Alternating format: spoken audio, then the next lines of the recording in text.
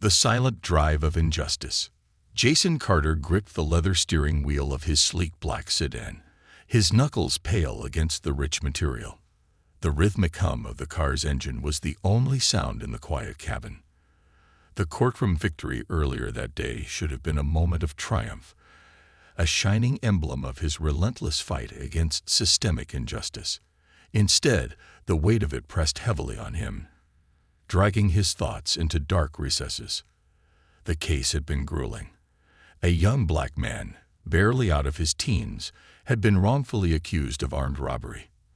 The evidence against him had been flimsy at best, a blurry surveillance video and the testimony of a shop owner who couldn't seem to decide if the suspect was 6 feet tall or 5. Jason had meticulously dismantled the prosecution's narrative, exposing glaring inconsistencies and the racial bias that had driven the arrest. His closing argument had been searing, a condemnation of a system that too often saw guilt in blackness and innocence in privilege. The jury had deliberated for less than an hour before delivering the verdict, not guilty. But as he drove through the quiet streets of his affluent neighborhood, Jason's mind couldn't shake the image of the young man's mother sobbing with relief, her shoulders shaking under the weight of gratitude and fear.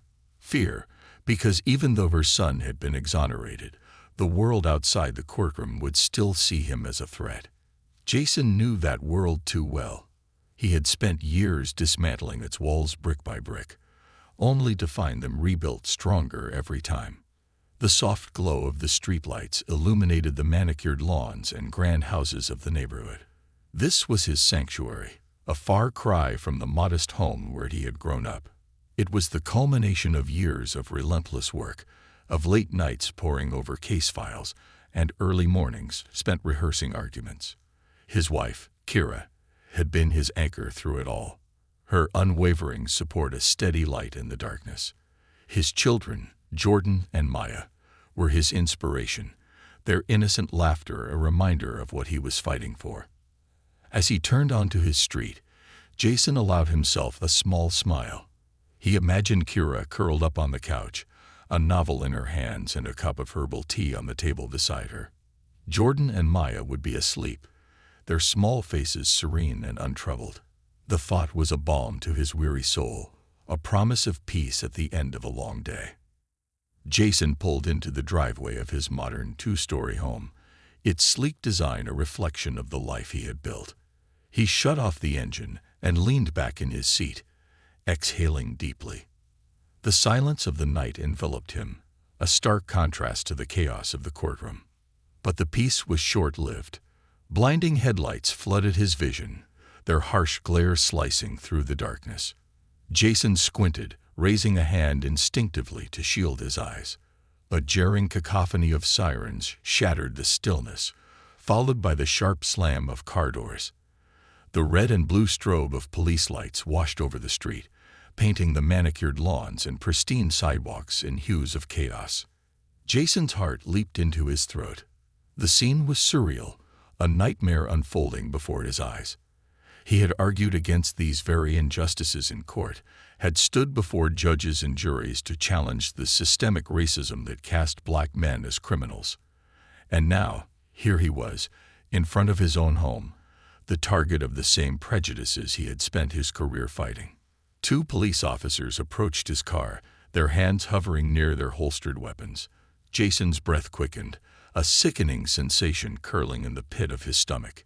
He had seen this scenario play out too many times, on the news, in courtrooms, in the lives of his clients. He had fought to give those men a voice, to prove their humanity in a system designed to strip it away. But in this moment, he was just another black man in America, his success and status invisible under the harsh glare of suspicion. Jason rolled down his window slowly, his movements deliberate and careful. He knew the unspoken rules, the choreography of survival in these encounters. Keep your hands visible. Don't make any sudden moves. Speak calmly, even if your heart is pounding out of your chest. "Good evening, officers," he said, his voice steady despite the turmoil within. "Is there a problem?" The officers exchanged a glance, their faces impassive. One of them, A burly man with a shaved head and a hard set to his jaw stepped closer. His hand lingered on his holster, a silent threat that sent a chill down Jason's spine. "We received a report of a suspicious vehicle in the area," the officer said, his tone clipped and authoritative. "Mind stepping out of the car." Jason's grip on the steering wheel tightened. Suspicious vehicle. It was a vague accusation, a thinly veiled excuse to justify their presence. He had no doubt that the only thing suspicious about his car was the man sitting inside it. "This is my home," Jason said evenly, nodding toward the house. "I just pulled into my driveway." The second officer, younger and less imposing, but no less intimidating, leaned in. "License and registration," he demanded.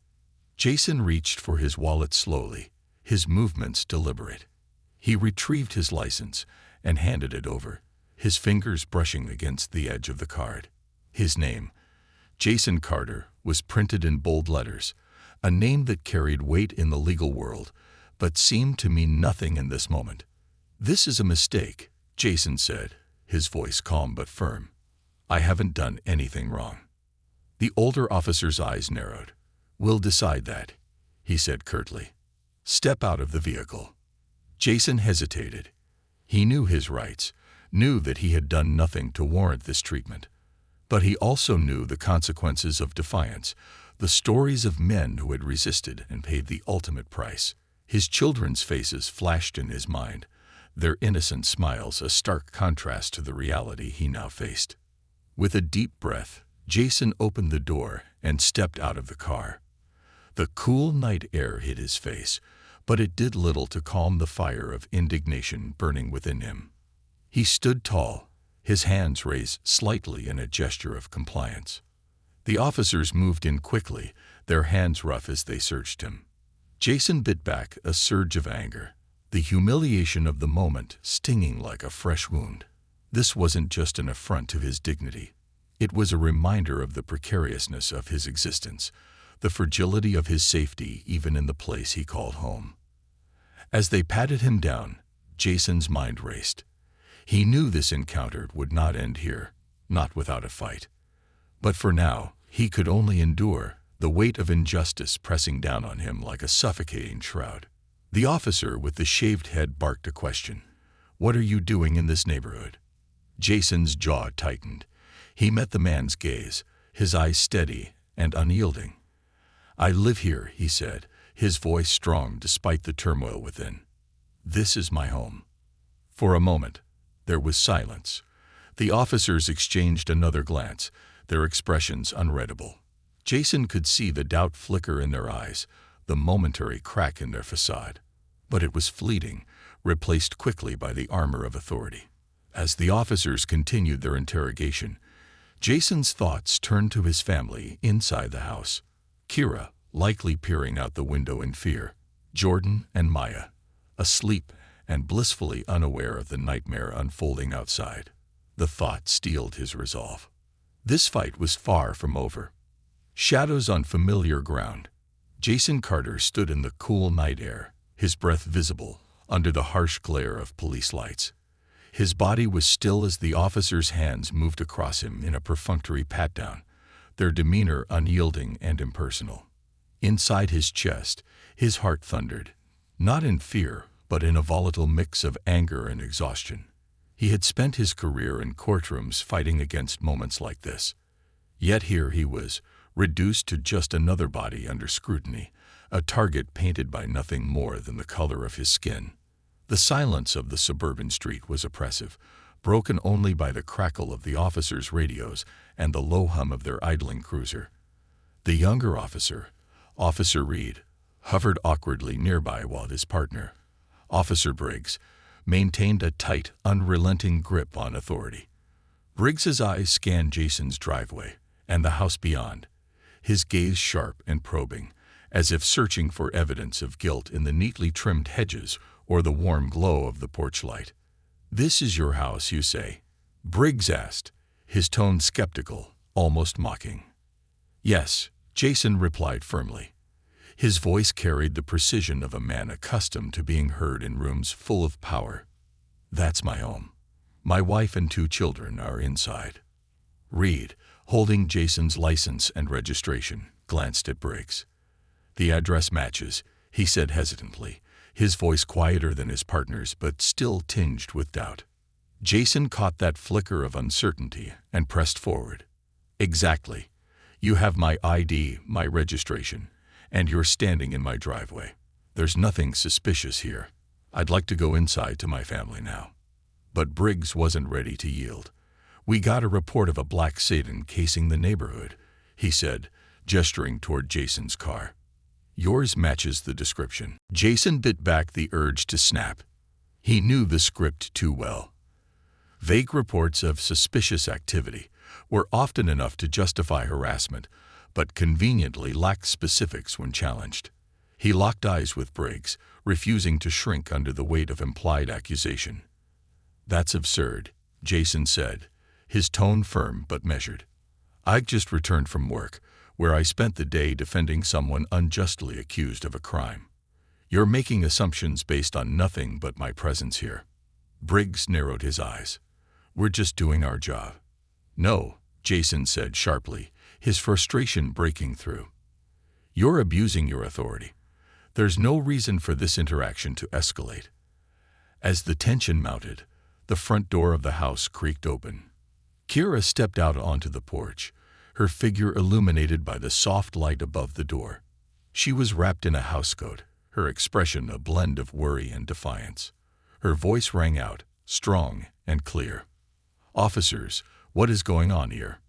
This is my husband, and this is our home. The sight of her steadied Jason.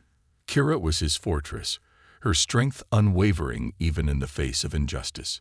He could see the questions burning behind her eyes, the anger at the disruption of their peace, the fear of what could happen next, but she stood her ground. Briggs glanced at her, his posture stiffening. Ma'am, please stay back. We're handling a situation here. Handling a situation, Kira retorted, stepping down from the porch. The only situation here is that you're harassing my husband for no reason. Jason took a step forward, his hand still raised slightly to diffuse the tension. Kira, it's okay, he said, though the words felt hollow. It wasn't okay. Not by a long shot, but he didn't want her to put herself at risk. It's not okay. Kira shot back, her voice trembling slightly. This isn't right, Jason. They have no reason to be here. Briggs shifted, his grip on authority loosening under the weight of Kira's presence. Reed, clearly uncomfortable, muttered something under his breath, but Briggs ignored him. We received a call, Briggs said, his voice strained, and we're following up. Kira crossed her arms, her eyes blazing. A call about what? A man driving home to his family. This is profiling, plain and simple. Jason could see the cracks forming in Briggs's confidence, the way his gaze darted between Kira and the documents in Reed's hand. It was a familiar pattern, pushed back just enough, and the flimsy foundation of their actions started to crumble. Reed hesitated, then stepped closer to his partner. Maybe we should wrap this up, he said quietly, his voice barely audible over the hum of the cruiser. But Briggs wasn't ready to concede. We're just following protocol, he said, though his tone lacked the conviction it had carried earlier. Jason saw his opportunity. He lowered his hand slowly, his posture relaxing but still commanding attention. You've checked my ID, confirmed my address, and found nothing suspicious. This ends now. My children are inside, and I won't let them wake up to this. For a moment, the tension hung thick in the air. An invisible rope pulled taut between them. Then, reluctantly, Briggs nodded. Fine, he muttered. But keep in mind, we're watching this neighborhood closely. Jason didn't respond. He wouldn't dignify the veiled threat with an answer. Instead, he turned to Kira, who reached for his hand and squeezed it tightly. Together, they walked toward the house, their steps purposeful and unbroken. Once inside, the door closed behind them with a soft click, sealing out the chaos. Jason leaned against the wall, his breath escaping in a heavy sigh. Kira stood before him, her eyes scanning his face for signs of injury or distress. "Are you okay?" she asked softly. Jason nodded, though the truth was more complicated. Physically, he was fine. But emotionally, the encounter had left a mark, a fresh wound in a scared landscape. "I'm okay," he said, his voice quiet. "But this isn't something I'll let slide." Kira frowned. "What do you mean?" Jason straightened, his resolve hardening. "This isn't just about me, Kira. It's about every black man and woman who's been targeted like this. They thought they could intimidate me because they didn't know who I am. But that's exactly why I need to fight back." Kira placed a hand on his cheek, her touch grounding him. "Jason, you already do so much. You're already fighting every day in court." "And that's not enough," Jason said firmly. "This isn't just about winning cases. It's about changing the narrative. They need to know that they can't keep doing this. Not to me, not to anyone." Kira nodded slowly, her eyes glistening with both pride and worry. "Whatever you decide to do, I'll be right here." Jason kissed her forehead gently, the weight of the night giving way to a sense of purpose. The fight was far from over, but he was ready to face it. For his family, for his community, and for himself. This was only the beginning. The hidden wounds. The house felt heavy with silence as Jason leaned against the living room wall. His eyes closed for a brief moment, trying to compose himself.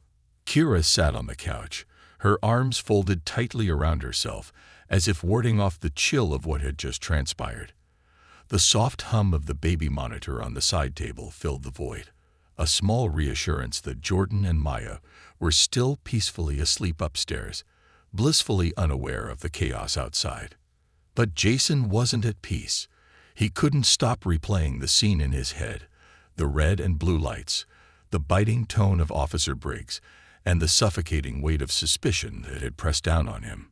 It wasn't the first time he'd experienced such blatant racism, but it stung differently here, in the sanctuary he had worked so hard to create. This was supposed to be the safe place where he could let his guard down, where he didn't have to defend his existence. "Jason," Kira's voice broke through his thoughts, soft but firm. "We need to talk about this." He opened his eyes and turned to her. Her face was drawn, her usual calm demeanor cracking under the strain of the night. She wasn't just worried about him. He could see it in her eyes. She was worried about the long-term impact this would have on their family. "I know," he said, his voice quieter than usual. He sat down beside her, running a hand over his face. "But what can I say, Kira? This isn't new. It's the same story, just a different setting." "It's not just about tonight," she said, her voice trembling slightly. "It's about what it means. For you. For us. For the kids." Jason nodded, understanding what she was trying to say even before the words came. They had always been careful to protect Jordan and Maya from the ugliness of the world outside, but tonight had been a stark reminder that the world would intrude whether they wanted it to or not. "They're going to ask questions eventually," Kira continued. "Jordan's getting older. He's already noticing things. He asked me last week why people at the park were staring at us." Jason's stomach twisted. Jordan was only 8 years old, but he was sharp and observant, just like his father.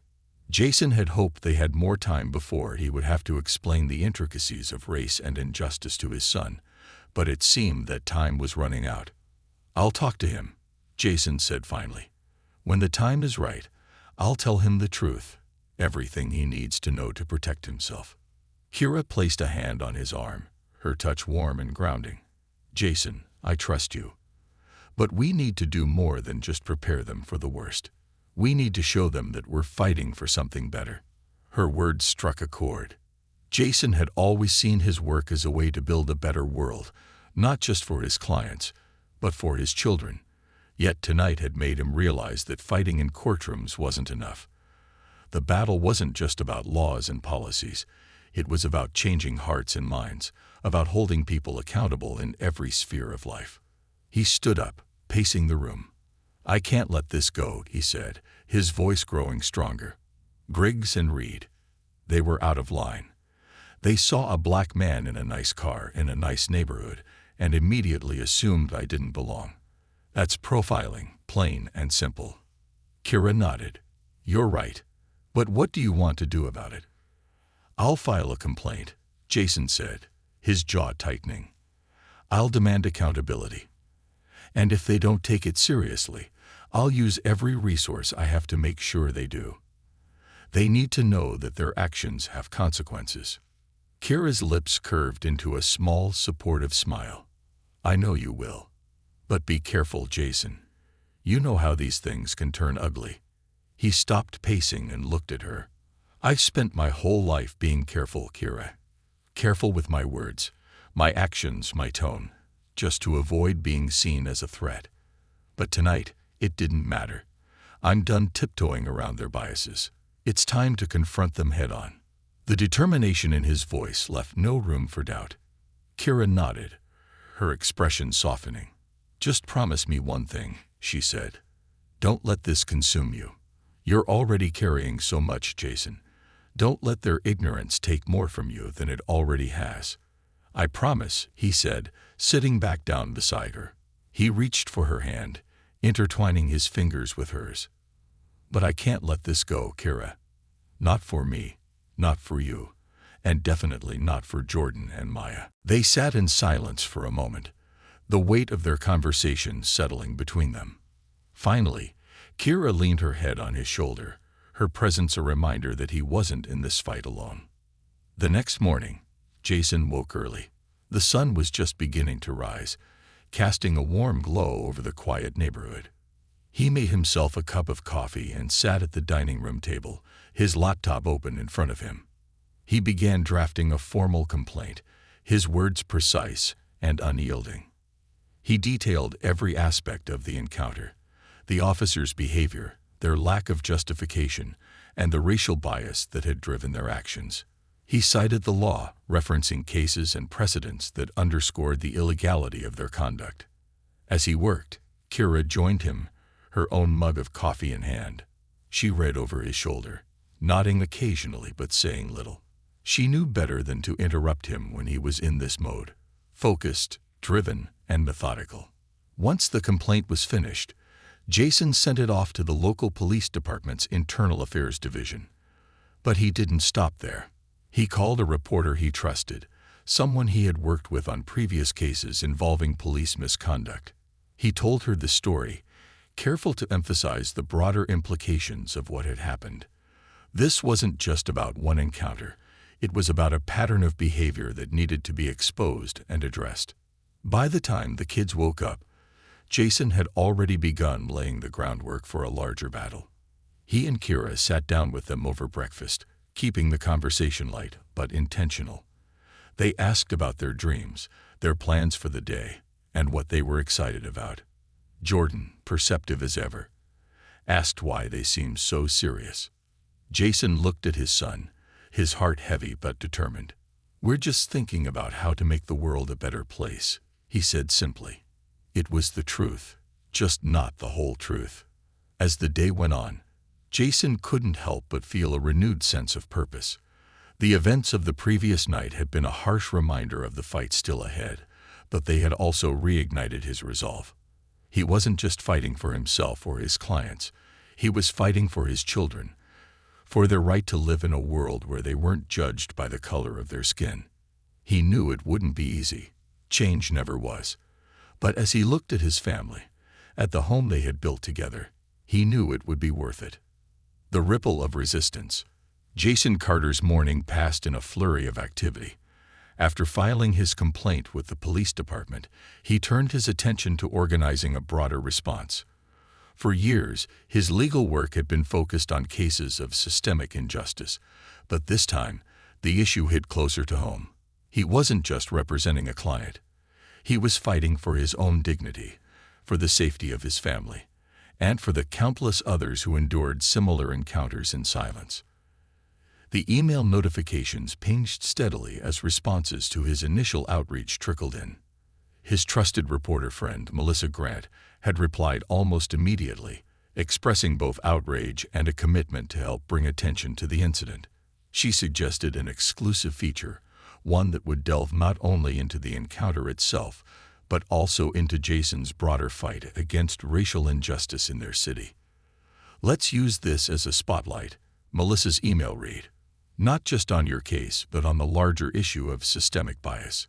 People will listen to you, Jason. You have a platform, and you've earned their respect. Let's make it count." Jason reread her words, feeling the weight of responsibility settle on his shoulders. He had spent years building that platform, establishing himself as a formidable attorney and a voice for the voiceless. Now that platform would be tested in ways he hadn't anticipated. Later that afternoon, Jason drove to his office downtown, a sleek building nestled among the towering structures of the city's business district. The sunlight glinted off its glass facade as he stepped inside, greeted by the familiar scent of polished wood and fresh coffee. His legal assistant, Maria, met him at the door with a file in hand. "I heard about what happened," she said, her voice laced with concern. "Are you okay?" Jason nodded, though he didn't stop walking toward his office. "I'm fine. But it's far from over." Maria followed him, her pace brisk. "What's the plan?" Jason dropped his briefcase onto his desk and flipped open his laptop. "We're going to make noise. I've already filed a complaint with Internal Affairs, but we both know how often those go ignored. I want to take this public." Maria frowned, her expression skeptical. "You're sure about that? You know how these things can turn. The department will circle the wagons, and they'll come after you if they feel threatened." "Unsure," Jason said firmly. "I'm not just doing this for me.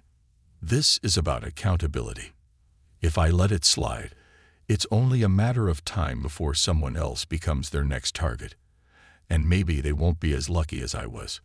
Maria placed the file on his desk and gave him a small nod of approval. "Then let's make it count." Over the next few days, Jason threw himself into action. He met with Melissa to provide a detailed account of the encounter, including his background as an attorney and the years he had spent fighting for justice. Melissa had a way of cutting through the noise, crafting a narrative that was both personal and universal. "I want people to see the irony," she said during one of their interviews. "You're one of the city's most prominent civil rights attorneys, and they still saw you as a threat. That speaks volumes about the problem we're dealing with." Jason agreed. The narrative wasn't just about him. It was about the broader reality of racial bias, the implicit assumptions that turned everyday interactions into life-altering events for so many Black Americans. He wanted people to feel the weight of that reality, to understand that no amount of success or respectability could shield someone from the insidious effects of systemic racism. Melissa's article went live on a Thursday morning. Titled "A Fight on Every Front, When Justice Comes Home," it painted a vivid picture of Jason's experience, interweaving it with his legal career and the systemic issues he had spent years battling. The piece was raw and unflinching, and it didn't shy away from calling out the police department's history of racial profiling. By noon, the article had gone viral. Social media lit up with discussions, hashtags trending in support of Jason, and calls for accountability. Activists, community leaders, and even a few public officials chimed in, expressing outrage over what had happened and demanding systemic change. The response wasn't universally positive, of course.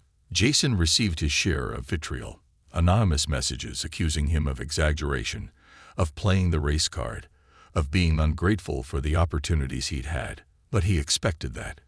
It was part of the territory when challenging deeply entrenched systems of power. He didn't let the negativity deter him. If anything, it strengthened his resolve. Kira, ever the supportive partner, helped him navigate the storm of attention. She handled media requests, fielded questions from concerned friends and family, and ensured that their children remained shielded from the controversy as much as possible. But even she couldn't entirely escape the tension.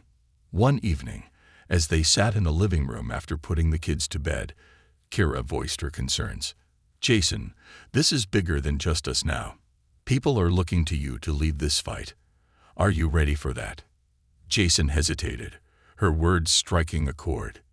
He had always seen himself as an advocate, but he had never intended to become the face of a movement. Yet, as he thought about the messages of support he had received, stories from people who had experienced similar encounters and felt emboldened by his stand, he realized that he didn't have a choice. "I don't know if I'm ready," he admitted, "but I do know it's necessary, and I can't back down now." Kira nodded, her expression a mix of pride and worry. "Just remember that you're not alone in this." The following week, Jason held a press conference in front of City Hall. The turnout was larger than he had anticipated. Journalists, activists, and everyday citizens filled the steps and spilled onto the surrounding plaza. He stood at the podium, a microphone clipped to his lapel, and addressed the crowd with a mix of passion and composure. "What happened to me wasn't an isolated incident," he began, his voice steady. "It's part of a larger pattern, a system that criminalizes black and brown bodies simply for existing. This isn't just my fight, it's our fight. And it's time we demand better." The crowd erupted into applause, their energy palpable. Jason continued, laying out his demands: a thorough investigation into the officers involved, mandatory bias training for all officers in the department, and the establishment of an independent oversight board to handle complaints of misconduct. As he spoke, he felt a sense of purpose he hadn't experienced in years. This wasn't just about winning a case or proving a point. It was about creating real, lasting change.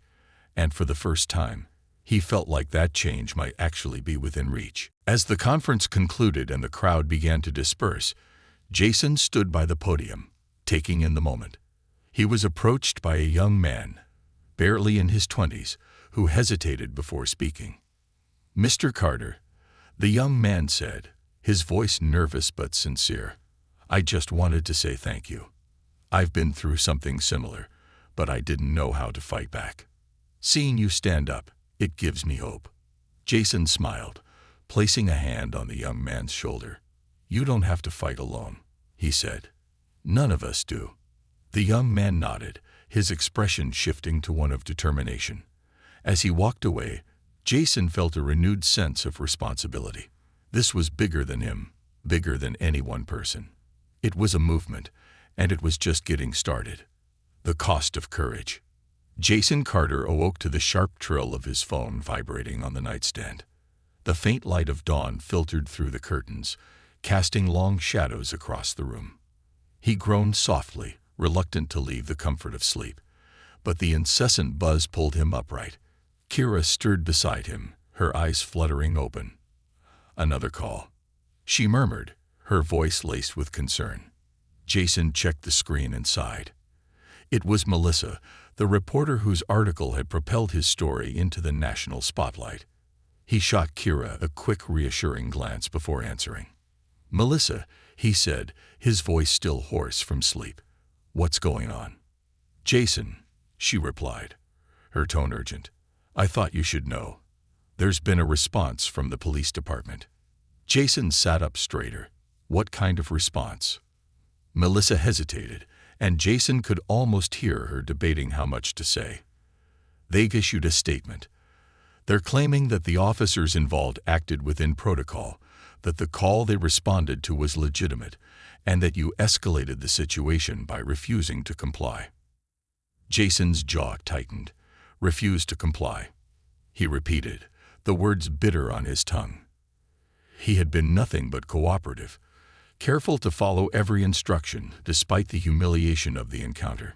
"It's a smear tactic," Melissa continued. "They're trying to discredit you, to make it seem like you overreacted. They've also started releasing selective body cam footage, just enough to support their narrative." Jason's heart sank. He had expected pushback, but the calculated nature of the department's response stung deeply. "Thanks for letting me know," he said finally. "I'll handle it." After hanging up, he turned to Kira, who was already sitting up, her brow furrowed with worry. "They're trying to spin the story," he said, "making it look like I was the problem." Kira shook her head in disbelief. "Of course they are. They can't afford to admit fault. But we're not going to let them win, Jason." Jason nodded, but the weight of the situation pressed heavily on him. He had stepped into this fight knowing it would be difficult, but the personal attacks and mischaracterizations still hurt. He thought of Jordan and Maya upstairs, still asleep and blissfully unaware of the storm brewing outside their home. By midday, Jason was back in his downtown office, strategizing with his team. Maria had printed copies of the police department statement, along with several articles and social media posts both supporting and criticizing him. The room buzzed with energy as his colleagues debated how to respond. "They're playing dirty," Maria said, pacing the room. "Releasing only part of the footage is manipulative, and we both know it." Jason nodded. "We need to get ahead of this. If they're using selective footage, we need to push for the full video to be released. Transparency is our best weapon." Another team member, Greg, leaned forward. "What if they don't release it? We could subpoena the footage, but that takes time." Jason thought for a moment. If they don't release it willingly, that's a story in itself. It shows they have something to hide. We'll frame this as a fight for accountability and transparency, not just for me, but for everyone who's been targeted by this department. The team nodded in agreement, and Maria began drafting a press release while Jason prepared for another media appearance. He knew that every word he spoke would be scrutinized, twisted if necessary, to fit a narrative that served the department's interests. But he also knew that the truth was on his side. That evening, Jason sat down for a live interview with a prominent news anchor. The studio lights were bright, the cameras cold and unblinking as they captured his every expression. He was seated across from the anchor, a seasoned journalist with a reputation for tough but fair interviews. "Mr. Carter," the anchor began, "your story has captured national attention. But the police department has issued a statement suggesting that you were uncooperative and escalated the situation. How do you respond to those claims?" Jason took a deep breath, his expression calm but resolute. "I respond by asking for the truth," he said. "The police department has released selective footage that paints an incomplete picture. I've spent my career in courtrooms where partial evidence is used to manipulate outcomes, and I won't let that happen here. I'm calling for the full bodycam footage to be released so that the public can see exactly what happened." The anchor nodded, her expression neutral but attentive. "Some critics argue that your actions, going public with this story, are creating unnecessary tension between the community and law enforcement. What would you say to those critics?" Jason leaned forward slightly, his voice steady. "Tension doesn't come from speaking out about injustice. It comes from the injustice itself. If we remain silent, we're complicit.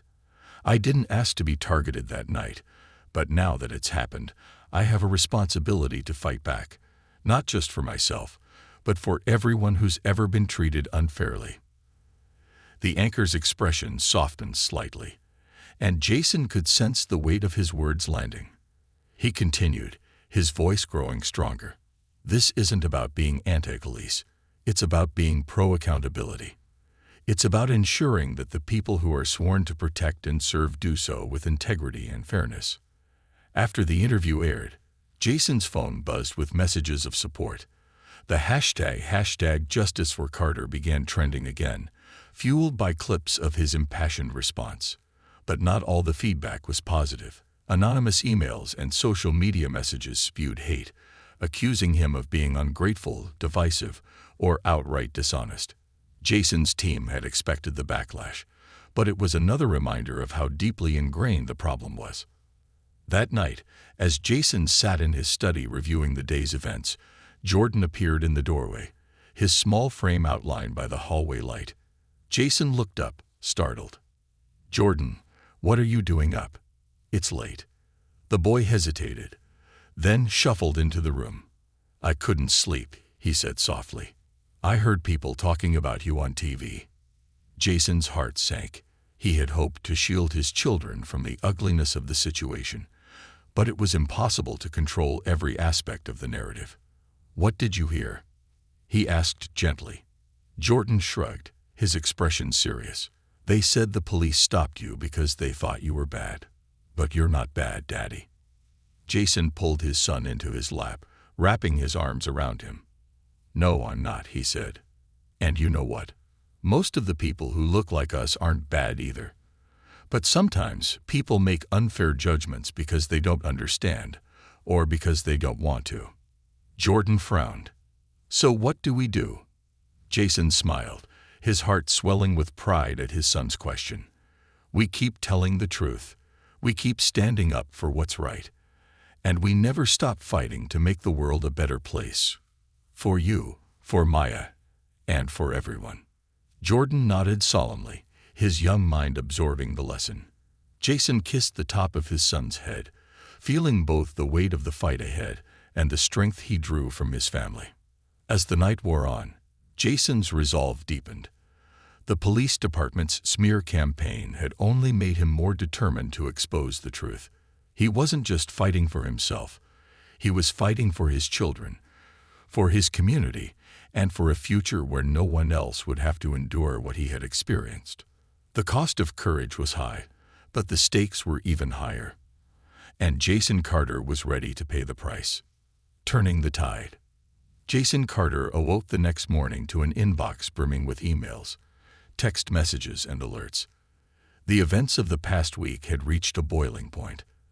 The police department's partial release of bodycam footage had drawn criticism from activists and journalists, with many questioning why the full footage hadn't been disclosed.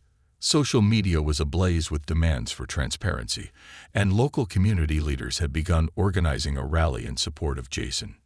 Kira joined him in the kitchen, setting a steaming mug of coffee in front of him. "Have you seen the news?" she asked, her tone cautious. Jason nodded, gesturing to his laptop. "It's everywhere. People are starting to see through their tactics. The pressure's mounting." Kira took a seat across from him. "That's a good thing, right?" "It is," Jason said, though his voice carried a hint of hesitation. "But it also means the stakes are higher. They'll dig their heels in before admitting fault."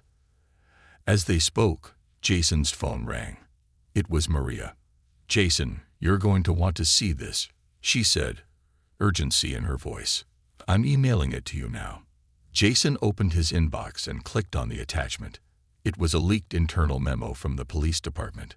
The memo, sent by a high-ranking officer, discussed the department's strategy for managing the fallout from Jason's encounter. The language was damning. Phrases like "control the narrative" and "limit exposure by selectively releasing footage" made it clear that the department was more concerned with preserving its image than pursuing justice. "Where did this come from?" Jason asked, his voice low but sharp. Maria hesitated. "Let's just say someone on the inside doesn't agree with how this is being handled." Jason leaned back in his chair, his mind racing. The memo was a gift, a clear window into the department's intentions. It was the leverage he needed to turn the tide completely in his favor. By midday, Jason had forwarded the memo to Melissa, who quickly verified its authenticity and began preparing a follow-up article. He also sent a copy to a trusted legal colleague who specialized in government accountability. Together, they drafted a public statement demanding the immediate release of the full bodycam footage and an independent investigation into the department's handling of the case. "Once this goes public, they'll have no choice but to respond," Jason said during a video call with his team. "If they continue to withhold the footage, they'll only dig themselves into a deeper hole." Maria nodded, her expression resolute. This could be the turning point. The rally that evening drew hundreds of people to the city's central plaza. The crowd was diverse, a testament to the broad coalition of support Jason's story had garnered. Families, students, activists, and even some off-duty officers stood shoulder to shoulder, holding signs that read "Justice for Jason," "Transparency Now," and "End Racial Profiling." Jason stood at the base of the steps leading to the plaza's main stage, his heart pounding as he prepared to address the crowd. Kira was by his side, her presence a steadying force. Nearby, Jordan and Maya clung to their grandparents, their eyes wide as they took in the scene. When Jason took the stage, the applause was deafening. He paused for a moment, letting the energy of the crowd wash over him. Then he began to speak. "Thank you for being here," he said, his voice amplified by the microphone. "Thank you for standing with me, not just for me, but for the countless others who have faced similar injustices and haven't had the opportunity to speak out." He paused, scanning the faces in the crowd. "What happened to me is not unique. It's part of a larger system that relies on silence and complicity to operate. But tonight, we are neither silent nor complicit. We are here to demand accountability, transparency, and change." The crowd erupted in cheers, the sound reverberating through the plaza. Jason continued, his voice steady but impassioned. "The police department claims they acted within protocol. If that's true, why are they afraid to release the full footage? Why are they more concerned with protecting their image than protecting the people they serve?" He held up a copy of the leaked memo, his voice rising. "This document shows their true priorities. It's not about justice. It's about controlling the narrative. But the truth is not something they can control. The truth will come out, and when it does, it will demand action." The crowd roared in agreement, their chants of "release the footage" echoing through the night. Jason stepped back, allowing other speakers, community leaders, activists, and victims of similar injustices to share their stories. The rally became a powerful display of solidarity and resilience, a community united in its demand for change. The next morning, the police department held a press conference of its own. The chief of police, a stern-faced man in his 50s, stood before a room packed with journalists and cameras. Under mounting pressure, he announced that the full bodycam footage would be released and that an independent review board would be established to investigate the incident. Jason watched the press conference from his office, a mix of relief and vindication washing over him. The department's capitulation was a victory, but he knew it was only the beginning. The footage would vindicate his account, but the fight for systemic change would take much longer. When the footage was finally released, it confirmed everything Jason had said. The officers had approached him without cause, their suspicion rooted in bias rather than evidence. The video showed Jason's calm compliance and the officers' escalating aggression, a stark contrast to the department's initial claims. The fallout was swift. Public outrage grew, leading to calls for the officers involved to be disciplined and for broader reforms within the department. Jason's case became a rallying cry for change, inspiring similar movements in cities across the country. Weeks later, as the media frenzy began to die down, Jason found himself back at home, sitting on the porch with Kira. The night was quiet, the stars scattered across the sky like tiny beacons of hope. "You did it," Kira said softly, her hand resting on his.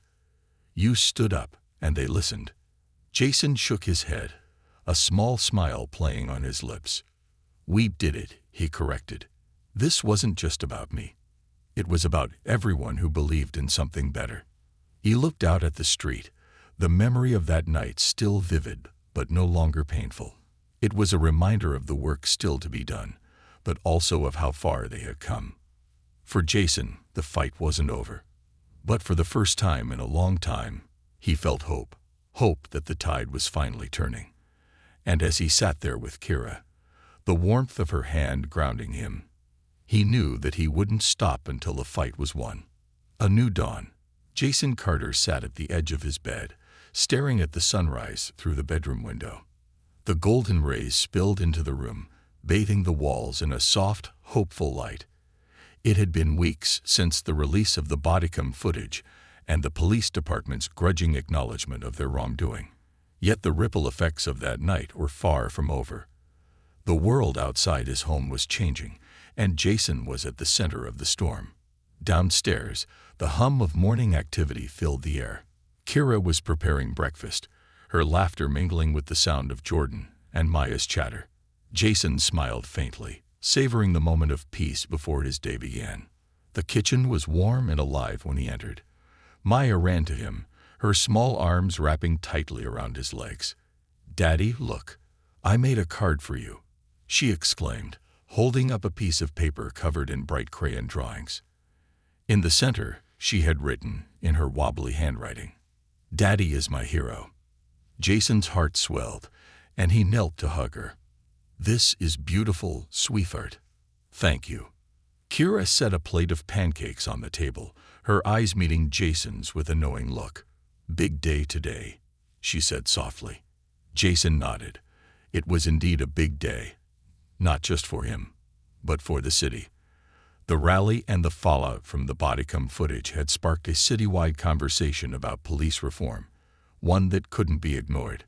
Today, Jason was set to speak before the city council, pushing for the adoption of a comprehensive reform package that included measures for accountability, community oversight, and mandatory bias training. As Jason walked into the city council chambers later that morning, the atmosphere crackled with tension and anticipation. The room was packed with community members, activists, and journalists. Protesters stood outside, their chants audible even from within the building. Jason felt the weight of their expectations pressing down on him, but it didn't deter him. It fueled him. He took his seat at the witness table, his prepared remarks in front of him. The council members filed in, their expressions ranging from supportive to skeptical. The session began with opening remarks from the council president, a composed woman whose reputation for fairness was well known. "Mr. Carter," she said, turning to Jason, "you've become a central figure in this discussion. We look forward to hearing your perspective." Jason stood, buttoning his jacket before stepping to the podium. He scanned the room, his gaze lingering on the faces of the community members who had come to support him. Taking a deep breath, he began. "Thank you for allowing me to speak today," he said, his voice steady and firm. "I come before you not just as an attorney or as a victim of racial profiling, but as a citizen of this city, a city I love and believe in, a city that can and must do better." He paused, letting his words sink in. The events of that night were not unique. They were part of a pattern, one that disproportionately affects people of color in our community. But this is not just about pointing out problems. It's about creating solutions. Jason outlined his proposals in clear, precise terms.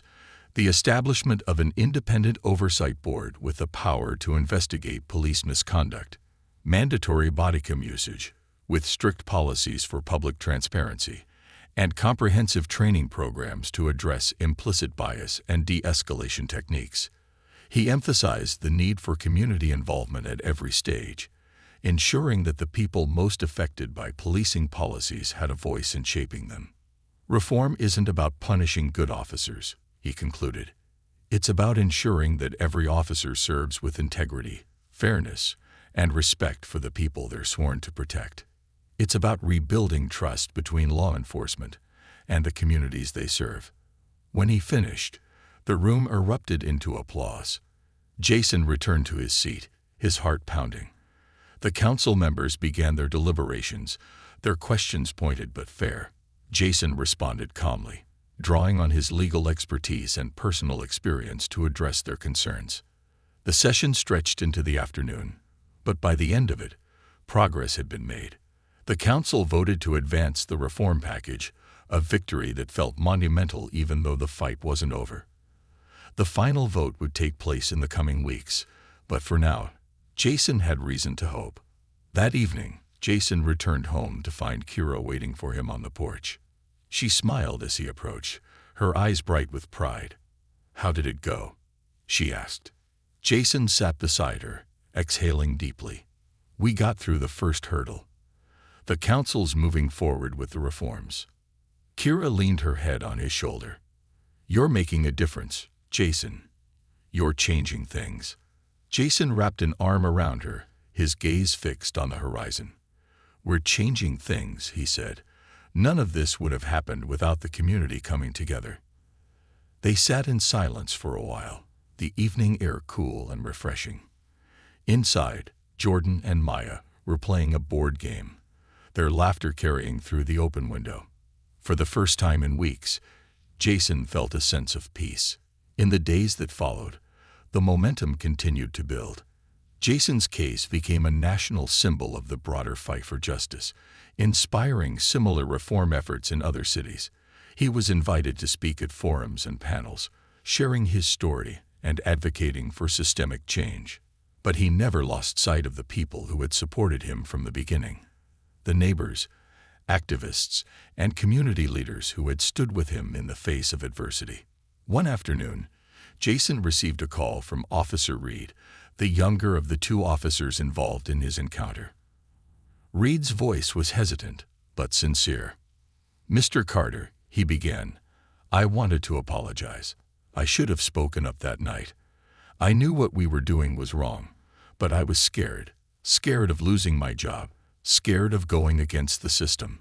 But seeing everything that's happened since then, I realize now that staying silent was the real failure." Jason listened, his emotions mixed.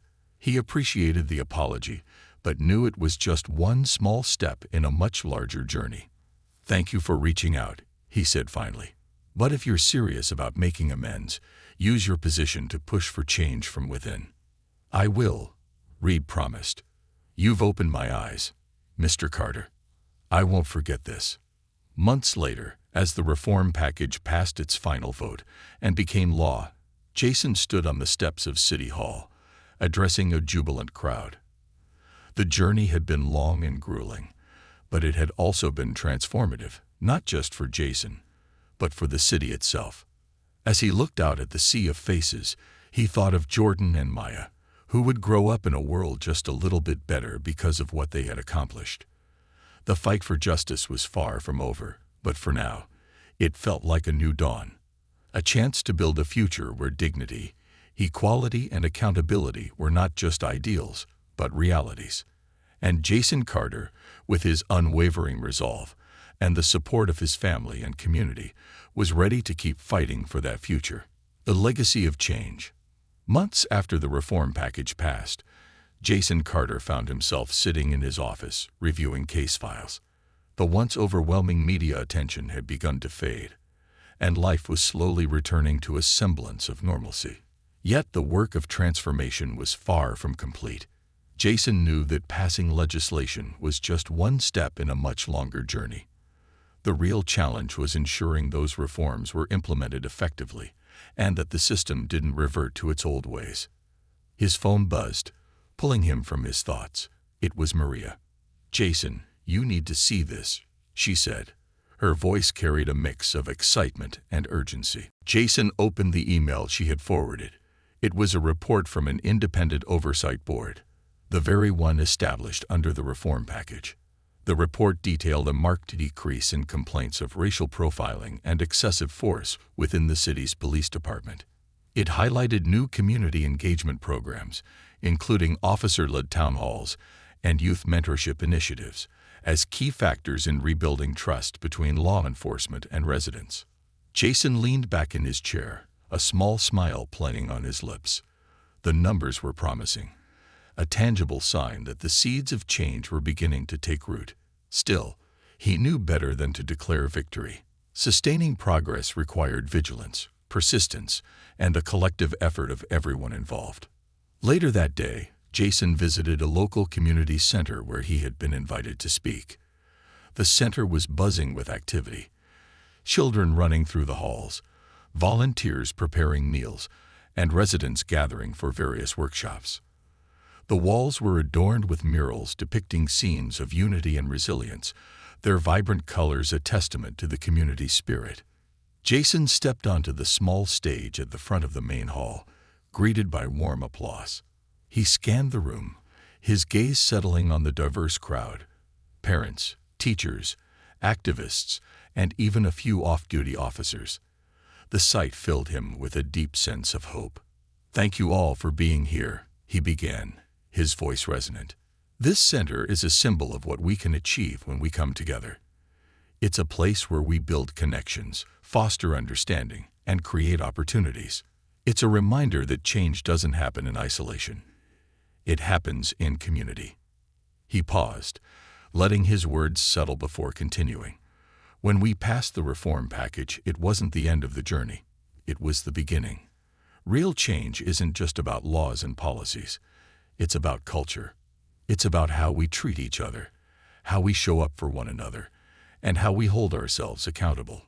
Jason shared stories of progress, of officers who had embraced the new training programs, of residents who felt safer reporting misconduct, and of youth who had found mentors through the department's outreach initiatives.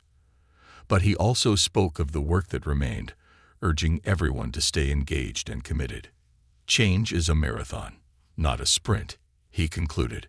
But together, we can ensure that the progress we've made is just the foundation for something even greater. The room erupted in applause, and Jason stepped down to mingle with attendees.